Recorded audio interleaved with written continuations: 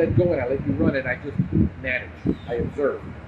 So last week, my technician, going back to college, one of my technicians, who was working 30-something hours a week for me, I decided, because I needed more help, I was battling between hiring an admin and hiring another tech. It is more advantageous for me to hire a tech, me do the sales, the marketing. Well, I hired a marketing company and I have Eric that I hired to do all the videos and all the social media stuff.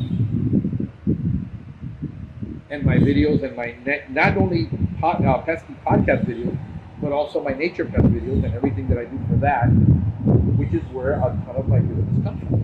And then I hired an SEO company. And I've proven over the years that if you hire people with management skills, even though they're not managers and they don't have management experience, understand I don't hire with experience. I hire aptitude. And I hire people with the right heart and the right attitude that do the right thing because it's the right thing to do, not because they're getting credit for it. So he went back to college, things got a little off track, so I had a meeting with him. I said, listen, if you're going to have a hard time, I understand. I'm going to restructure the routes. I'm going to give more to this guy of this type of work. You're more efficient at this type of work. Plus, we're building route density now, which was my focus for an entire year to build route density. 1 year, I'm trying to build route density. Now we're finally getting it. Because you can't, listen guys, I know what you're going to throw at me. You got to build culture, that you got to have health insurance, that you got to have 401ks, that you got to have 2 weeks vacation. Well, here's the reality, folks, that some of you have forgotten. Some of you that come from corporate, some of you that have never actually started a business. The fact is that when you first start a business and you're hiring your first 3 to 5 employees, you don't have any of that. You don't have a culture. The culture is you and your personality. You build a culture over time. It's just like building brand. That has to be done with time and adjusted. When you go from 3 employees to 6 employees to 9 employees, your company culture completely changed. As a matter of fact, the people that were with you when you were 1 and 2 person, when you're 5 and 6, those people are not even with you anymore. The number one employment statistic of a micro business, which is what I am, which is 90% of you are listening, I'm going to prove it to you, is the fact that you're a micro business, that you're not creating new jobs every year.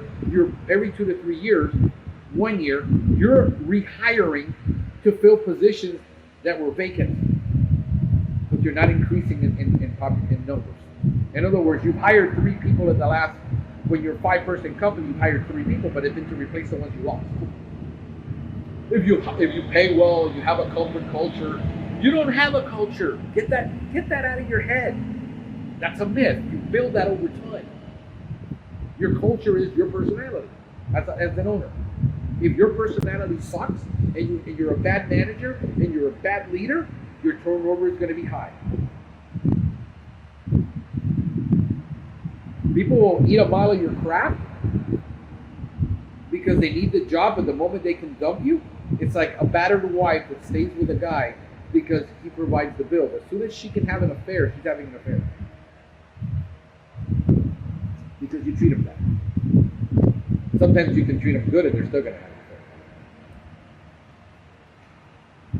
affair. So the issue is about me becoming the highest paying company because I can't offer health insurance. 2 guys is going to cost me $2,000 a month for health insurance. If I ask my 24-year-old technician who's going to college, do you want health insurance or do you want cash? He's going to say, I want cash. He just bought himself his 2nd brand new car while he was working. He bought 2 new cars. He traded the other one in. He waited like 6 months and said, save your money. And he just bought himself a brand new car. He lives at home with mom. He's paying his own way through college. He's got partial scholarship, partial grants, and then the other stuff he's paying for himself. Why wouldn't I help that kid be the best he can be for me while he's with me? Because he's going to be gone in the next year.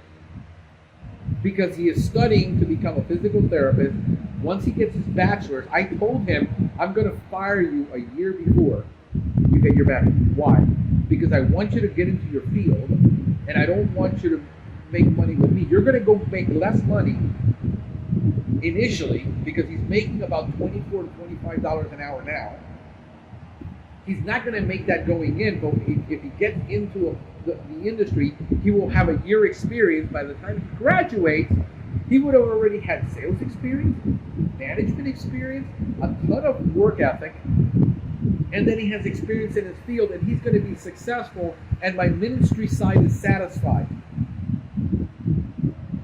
I got to scratch my itch, whatever my itch is.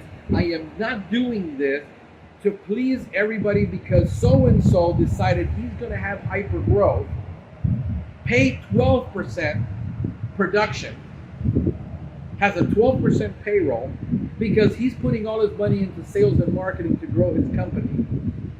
And he already has 5 trucks in the time that I only have 2. I don't care. Because his initial rate is going to be 100% turnover his first year. He has a very simple service. He's not doing the complex stuff. I just took on a client because I consult clients. I don't take on a lawn client right now. Minimum is $120 a month. The average company, the average person calling me right now to do their lawn is paying $49 a month with a top 3 PCT 100 company, one of the top 10s, and they're totally unhappy.